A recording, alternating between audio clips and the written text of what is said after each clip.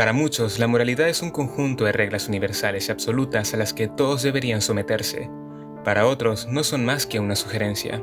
En Death Note, lo que está bien y lo que está mal, lo correcto y lo incorrecto cambia de persona a persona, con valores internos que entran en conflicto con expectativas más globales.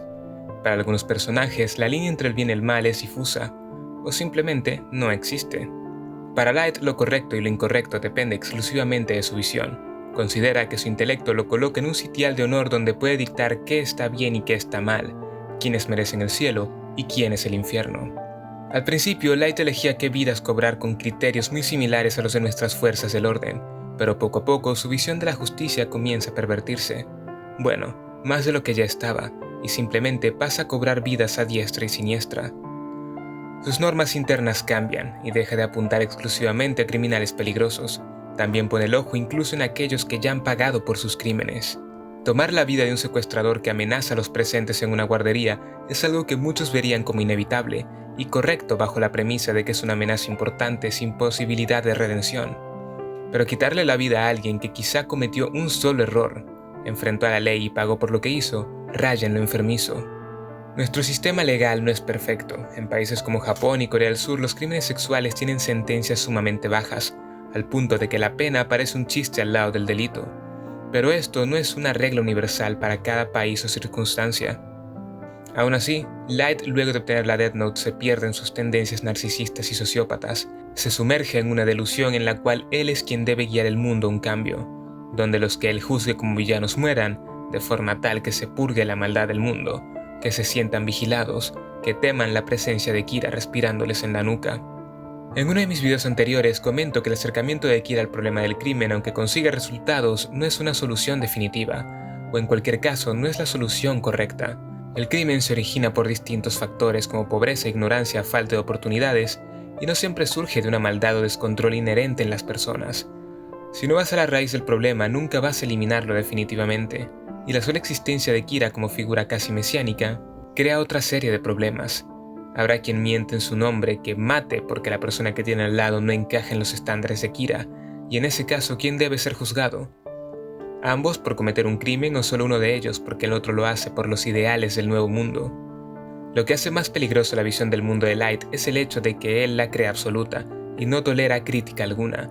Por eso acaba con Lyndall Taylor, alguien que en su discurso simplemente representaba la respuesta natural de las reglas de nuestro mundo. Y por simplemente hacer su trabajo, Light le quitó la vida.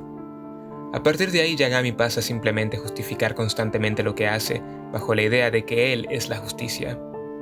Sin base, sin argumento, más allá de ser una especie de elegido, destinado a limpiar el mundo de sus impurezas. Es el declive de un joven amable, educado, buen hijo que se convierte en un monstruo que solo ve a las personas como entes que encajan o no en su visión del mundo. Incluso su familia pasa por este juicio. Su ideal lo consume tanto que considera la posibilidad de tomar estratégicamente las vidas de su hermano o de su padre, comparando los riesgos y los beneficios, y al final opta por no escribir sus nombres porque es conveniente para él, no por el afecto que les tiene. Y para empeorar las cosas, dicho afecto no depende de su vínculo con ellos, de sus experiencias compartidas, sino del hecho de que los miembros de su familia encajan en el arquetipo de persona que merece vivir en su nuevo mundo.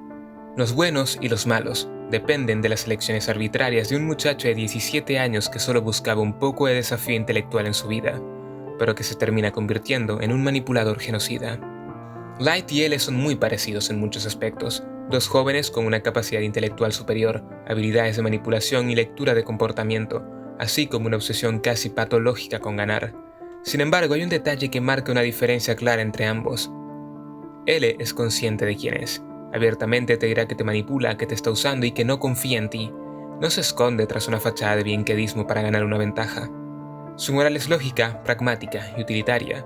Tampoco se basa en un sentido de justicia heroico, pero aún así L es consciente de que en este mundo hay unas ciertas reglas y lineamientos que aplican incluso para él. A pesar de esto, está completamente dispuesto a difuminar o torcer las reglas según las necesidades de la situación. Su forma de actuar es distante y fría, por ello muchos lo consideran como un personaje de moral gris. Para la mayoría, usar a otra persona como rostro y anzuelo contra un asesino del que no sabes mucho sería algo impensable, pero para L simplemente se trató de maximizar la utilidad de Lyndall Taylor, pues al fin y al cabo estaba condenado a la silla eléctrica. Tomando ese rol le daba utilidad a una persona que estaba destinada a no representar beneficio alguno. Lo mismo aplica con su uso de Wed y Iver, dos criminales que por su historial deberían estar pudriéndose en una celda, pero que él es capaz de hacer a un lado al apreciar la utilidad del set de habilidades tan específico y avanzado que poseen ambos. Un skill set que puede ser de mayor beneficio bajo su supervisión y la de Watari, que encerrados en una celda leyendo por millonésima vez el mismo libro. Loliet podría fácilmente perderse como Light y usar a las personas como peones en su juego, pero prefiere ser honesto y explicar su forma de trabajar. A diferencia de Kira, no le afecta que los demás critiquen su manera de hacer las cosas. No tiene tal fragilidad e incluso es capaz de escuchar las opiniones de los miembros de su equipo y argumentar su posición, les guste o no. En resumidas cuentas, a L no le molesta bailar con la oscuridad si esto le permite acercarse a su objetivo principal: obtener respuestas. Nier y Melo son similares, pero con un toque de oscuridad más evidente. Saben que hay unas reglas, pero no las respetan porque es lo correcto, sino por un tema de orgullo y deseo de probar algo.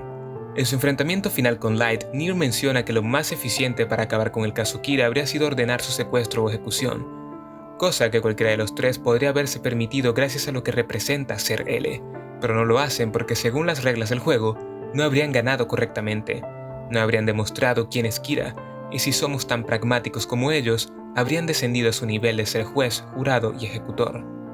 L y sus herederos tampoco son la justicia, son también un grupo de niños aburridos que no quieren perder un juego. Soichiro Yagami es quizá el personaje más genuinamente respetable y admirable de todo Death Note. Su vida, su carrera, todo lo que ha logrado se debe a su brújula moral. Para él sí hay una distinción entre lo correcto y lo incorrecto, no solamente a nivel criminal sino humano. La existencia de Kira transgrede por completo en lo que Soichiro ha forjado sus creencias. Nuestro mundo tiene reglas, cada persona tiene un rol, y nadie tiene derecho a sentirse por encima de todo. Cree en los procedimientos y en hacer las cosas como nuestro mundo le ha enseñado es correcto, incluso cuando es consciente de que el resultado no siempre será el deseado o el justo para la situación. Durante todo Death Note los personajes se ven empujados a maniobrar con su código personal, e incluso a cambiarlo en base al peligro o a las decepciones que les causen sus vivencias. Sin embargo, Soichiro es bastante especial. Aunque está dispuesto a participar en los métodos de L, siempre ofrece su punto de vista más humano buscando una alternativa, y cuando no la hay, siempre está ahí para asegurarse de que las cosas no se van a salir de control, de que va a poder intervenir y salvar a alguien, incluso si esto involucra arriesgar su bienestar, todo por evitar que la justicia que busca se manche. Porque a diferencia de L, Kira, Nier y Melo, para Soichiro lo importante no es ganar, sino conseguir las pruebas que demuestren que Kira existe, quién es, su vinculación con los actos, y dejarlo en manos de la fiscalía para que se hagan cargo de él según las normas de nuestro mundo. Soichiro jamás pensaría en la opción de secuestrar o de asesinarlo, porque no es lo correcto. Incluso cuando se enfrenta a Melo, quien es frontalmente más violento, agresivo, atacó personalmente a su familia y traumatizó a su hija, tuvo la oportunidad de escribir su nombre en el cuaderno, y no lo hizo. Dudó, como dudan todos los humanos, pero su código moral le prohibió hacerlo.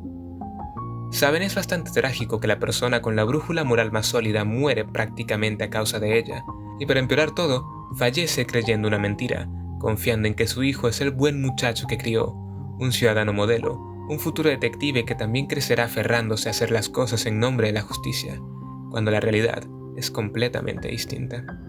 En Death Note hay una sola persona que se la pasó genuinamente bien: Ryuk. Como dios de la muerte pertenece a un plano completamente distinto al nuestro. No se rige por nuestras convenciones del bien y el mal, aunque parece ser consciente de ellas, se rige por un solo deseo: entretenimiento. En ese sentido es bastante similar a Light y a L. Hacen las cosas porque les interesan o no, porque están fuera de la rutina y lo ordinario, con la diferencia de que Ryuk no interviene directamente. Cuando deja caer la Death Note no lo hace pensando en cuánto se va a divertir con las perversidades o noblezas que la gente realice con la misma, sino con la infinidad de posibilidades que representa un ser humano. Cada persona tiene un código moral y de valores único. Sumado a sus circunstancias físicas, sociales y psicológicas, crean una impredictibilidad que Ryuk encuentra fascinante. Al final, como con cualquier arma, la Death Note no es buena ni mala, solo tiene unas ciertas capacidades que las personas pueden aprovechar para el bien o para el mal, según lo que decidan. Ryuk nunca intenta dirigir por un camino u otro, simplemente entrega el tablero de juego y avisa las reglas. El resto depende del jugador, y entre más caos se genere, entre más posibilidades aparezcan, más se entretiene. Es por esto que al final de Death Note le quita la vida a Light, no como un acto de clemencia o agradecimiento por el entretenimiento que le dio, sino porque Light perdió, y esta derrota implica que ya no podrá divertirse. Light irá a juicio, a prisión, será sometido a interrogatorios y luego seguramente lo sentencian a muerte. Seguirlo todos los días mientras se pudre en una celda no es divertido. Al escribir su nombre en el cuaderno, Ryuk se asegura de quedarse con el pico de emoción que le dio Light a su vida. Para él, el bien y el mal son secundarios, simplemente son parte del único aspecto que le importa, entretenerse. Los humanos y sus conceptos de moral, de ética y similares no son más que gasolina esperando por una chispa. Ahora dime, ¿cuál es tu personaje favorito de Death Note? Deja tu respuesta en la caja de comentarios, será un gusto leerte. Por mi parte he mostrado todas mis cartas, así que termino mi turno. ¿Nos volveremos a ver? O tal vez no.